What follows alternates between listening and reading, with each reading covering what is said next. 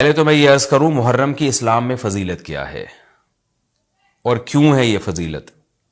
رسول اللہ صلی اللہ علیہ وسلم نے فرمایا کہ محرم کو آپ صلی اللہ علیہ وسلم نے شہر اللہ قرار دیا ہے۔ صحیح حدیث ہے کہ آپ صلی اللہ علیہ وسلم نے فرمایا، صحیح مسلم کی حدیث ہے کہ رمضان کے روزوں کے بعد سب سے زیادہ جو روزے افضل ہیں وہ شہر اللہ المحرم، اللہ کے مہینے محرم کے ہیں، یعنی اللہ کی طرف اس محرم کی نسبت کی جا رہی ہے، تو یہ ایک بڑی فضیلت کی چیز ہے۔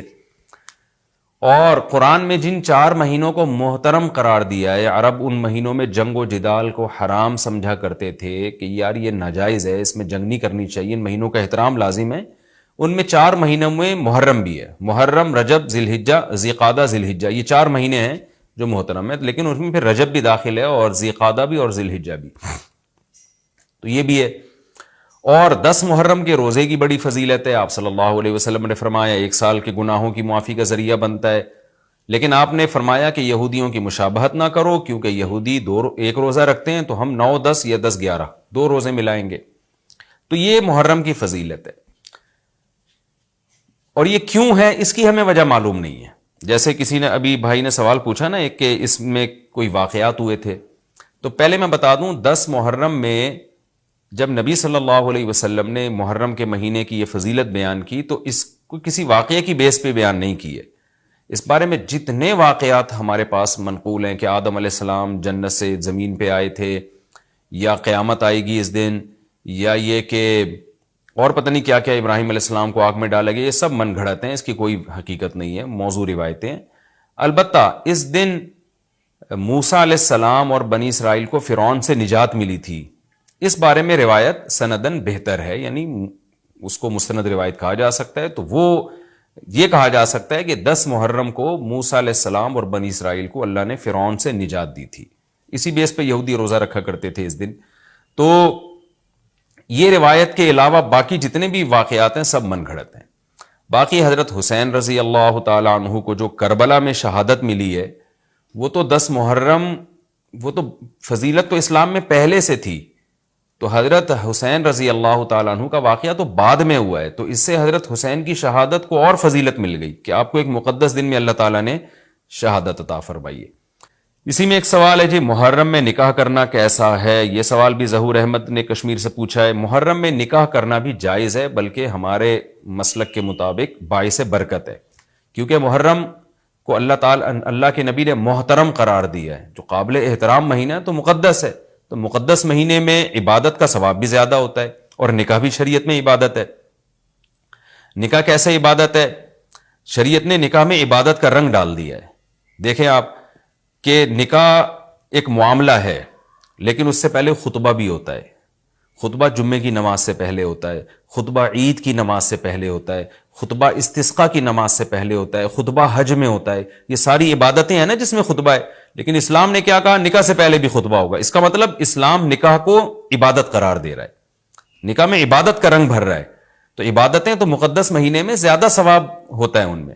تبھی آپ دیکھیں نبی صلی اللہ علیہ وسلم نے فرمایا رمضان کے بعد سب سے زیادہ روزوں کا ثواب محرم میں ملتا ہے، کیوں؟ مقدس ہے نا، تو عبادت کا ثواب بڑھ گیا اس میں۔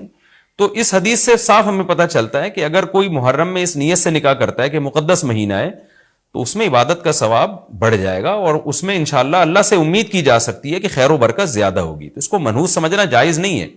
اگر آپ کہتے ہیں اس مہینے میں چونکہ حضرت حسین رضی اللہ تعالیٰ عنہ کی شہادت ہوئی ہے اس لیے منحوس ہے، تو یہ غلط ہے۔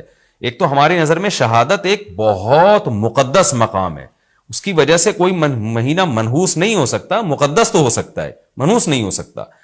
دوسری بات یہ کہ 1 محرم سے لے کے 29 یا 30 ذی الحجہ تک اسلامی تاریخ میں کوئی ایسا دن نہیں ہے جس میں کسی مقدس شخصیت کی شہادت نہ ہوئی ہو یا کسی پہ ظلم نہ ہوا ہو۔ اگر آپ تاریخ کے اوراق اٹھا کے دیکھیں، ہر مہینے ہر تاریخ کو کوئی نہ کوئی اسلام میں اچھا واقعہ بھی ہوا ہے اور برا واقعہ بھی ہوا ہے۔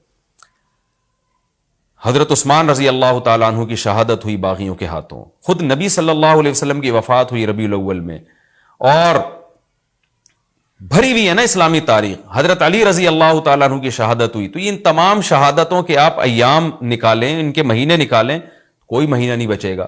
تو اس بیس پہ اگر آپ کہتے ہیں کہ اس مہینے میں نکاح پسندیدہ نہیں ہے، پھر تو پہلی تاریخ سے لے کے سال کی آخری تاریخ تک کوئی تاریخ بھی ایسی نہیں ہے کہ جس میں انسان نکاح نہ کرے.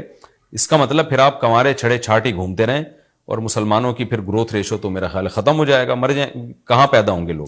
اور اگر آپ کہتے ہیں کہ نہیں جی کسی شخصیت کے کسی دن میں انتقال کر جانے سے یا شہید ہو جانے سے یا اس پہ ظلم ہونے سے وہ دن منحوس نہیں بنتا، تو پھر 10 محرم بھی منحوس نہیں ہے.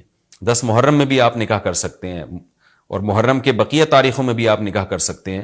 اور روایات میں ہمیں ملتا ہے کہ بعض بڑے بڑے حضرات تھے جن کے محرم کے مہینے میں نکاح ہوئے. میں اس بحث میں نہیں جاؤں گا، پھر اس میں تاریخی روایات ہیں، کوئی کہتا ہے فلاں تاریخ تھی، کوئی کہتا ہے، پھر لوگ اس پہ ایک غیر ضروری بحث میں چلے جاتے ہیں. لیکن ہمیں ایسے واقعات ملتے ہیں. تو اس لیے اس بارے میں، اور پھر شریعت میں جلد نکاح کی ترغیب ہے. نکاح کو ڈیلے کرنا یہ شریعت میں پسندیدہ کام نہیں ہے. اس بیس پہ تو ڈیلے کیا جا سکتا ہے نکاح کہ آپ کو رشتہ سمجھ میں نہیں آ رہا، مشورے کر رہے ہیں، لیکن جب ایک دفعہ رشتہ سمجھ میں آ جائے تو اسلام کا حکم یہ کہ اس میں جلدی کی جائے. صحیح ہے، بخاری کی مشہور حدیث ہے، نبی صلی اللہ علیہ وسلم کی خدمت میں خاتون آئی، عرض کیا کہ یا رسول اللہ میں آپ سے نکاح کرنا چاہتی ہوں. آپ نے چہرہ مبارک کو جھکا لیا، آپ کا ارادہ نہیں تھا. ایک اور صحابی کھڑے ہوئے، عرض کیا یا رسول اللہ آپ میرا ان سے نکاح کر دیں. اسی محفل میں نبی نے ان صحابیہ کا ان صحابی سے نکاح کرا دیا. تو آپ نے تو یہ نہیں پوچھا کہ یہ محرم کا مہینہ چل رہا ہے یا سفر کا مہینہ چل رہا ہے یا ربیع الاول کا مہینہ چل رہا ہے. ڈیلے نہیں کیا اس کو، اس لیے کہ خود آپ کی تعلیمات یہ ہیں کہ نکاح میں جلدی کی جائے. تو اگر آپ کو محرم میں رشتہ ملتا ہے، آپ ربیع الاول تک ڈیلے کرتے ہیں محرم کی وجہ سے یا سفر تک ڈیلے کرتے ہیں، تو یہ ڈیلے کرنا خود قرآن و سنت کے خلاف ہے. جس چیز میں تعجیل مقصود ہے، جس چیز کو شریعت نے جلدی کا حکم دیا. عبداللہ بن مسعود رضی اللہ تعالیٰ عنہ فرماتے تھے، مصنف ابن ابی شیبہ کی روایت ہے کہ مجھے پتا چل جائے نا کہ میری زندگی میں صرف ایک رات باقی ہے، اگلے دن میں نے مر جانا ہے، اور میرے نکاح میں کوئی عورت نہ ہو، میں وہ رات بھی نکاح کے بغیر نہیں گزاروں گا، میں بیوی کے بغیر نہیں گزاروں گا، اس خوف سے کہ مجھے کہیں فتنہ نہ ہو جائے. صحابہ کرام جو تقوی کے اعلیٰ معیار پر تھے اور جن سے گناہ کا اندیشہ بہت کم تھا اور کہیں معاشرے میں بے حیائی پھیلی ہوئی نہیں تھی، وہ تو ان کا تو یہ کانسیپٹ تھا کہ بھئی ہم بیوی کے بغیر ایک دن نہیں گزاریں گے، کہیں ایسا نہ ہو کہ برائی میں پڑ جائیں. اور آج چاروں طرف بےہودگی پھیل رہی ہے، چاروں طرف بے شرمی، بے حیائی، انٹرنیٹ پر بےہودہ چیزیں، آپ یوٹیوب میں ویڈیو میں جائیں فحش چیزیں آ رہی ہیں، ہر چیز آپ کی شہوت کو برانگیختہ کرنے والی ہے. اور اس میں آپ یہ کہیں کہ ایک رشتہ طے بھی ہو چکا ہے، آپ صرف اس بیس پر آپ اس کو ڈیلے کر رہے ہیں، ایک مہینہ، دو مہینہ، لوگ سفر میں بھی نہیں کر رہے ہوتے، اور اس بیس پہ آپ ڈیلے کر رہے ہیں. اس میں خطرہ ہوتا ہے کہ مرد کسی گناہ میں نہ پڑ جائے، عورت کسی گناہ میں نہ پڑ جائے. تو شریعت اس کی آپ کو اجازت نہیں دیتی ہے. اور پھر اس میں یہ بھی ہوتا ہے کہ اگر آپ ڈیلے کرتے ہیں تو منگنیاں توڑنے کا شیطان کو موقع بہت ملتا ہے. میرے سامنے ایسے درجنوں واقعات ہیں، رشتہ طے ہوا لیکن جی چونکہ محرم ہے یا سفر آ رہا ہے تو ہم ربیع الاول میں کریں گے، یا منگنی کو کسی بھی وجہ سے ڈیلے کر دیا. تو جب منگنی ڈیلے ہوتی ہے، یعنی نکاح ڈیلے ہوتا ہے، منگنی ہو گئی، نکاح کو ڈیلے کر رہے ہیں آپ، اس میں شیطان پھر دونوں کو لڑواتا ہے. منگنیاں ٹوٹتی ہیں، اکثر نفرتیں پھیلتی ہیں، غلط فہمیاں، بدگمانیاں شیطان کو پھیلانے کا موقع ملتا ہے. اس لیے شریعت میں تو منگنی کا لفظ ہی نہیں ہے، شریعت میں ہے خطبہ. خطبہ کا مطلب نکاح کا پیغام بھیجا، ان کو جب سمجھ میں آ گیا تو فوراً نکاح کر دیا. بیچ کا کوئی راستہ نہیں اللہ نے رکھا. تو چاہے وہ محرم ہو، چاہے وہ سفر ہو، چاہے وہ ربیع الاول ہو، چاہے وہ ربیع الثانی ہو. ہاں کوئی اس وجہ سے ڈیلے کر رہا ہے نکاح، کوئی واقعی شرعی عذر ہے اس کو، وہ بہت سارے مسائل ہیں، لیکن محرم کا ہونا بہرحال کوئی شرعی عذر نہیں ہے. تو اس لیے ہم اس میں نکاح کو جائز سمجھتے ہیں، باعث برکت سمجھتے ہیں. پھر میں بار بار بتا رہا ہوں کہ جو وہ شیعہ حضرات جو کر رہے ہیں ان کو کرنے دیں، میں آپ کو آپ کے مسلک کی بات بتا رہا ہوں. ہم جو قرآن و سنت کو اور اصحاب رسول کو فالو کرتے ہیں اور اہل بیت کو بھی مانتے ہیں، ہم ان کی بات کر رہے ہیں. وہ بھی دعویٰ کرتے ہیں کہ ہم مانتے ہیں، تو ان کو ان کے دعوے پہ رہنے دیں. ہم تو وہی بات کریں گے جو ہمیں صحیح لگے گی.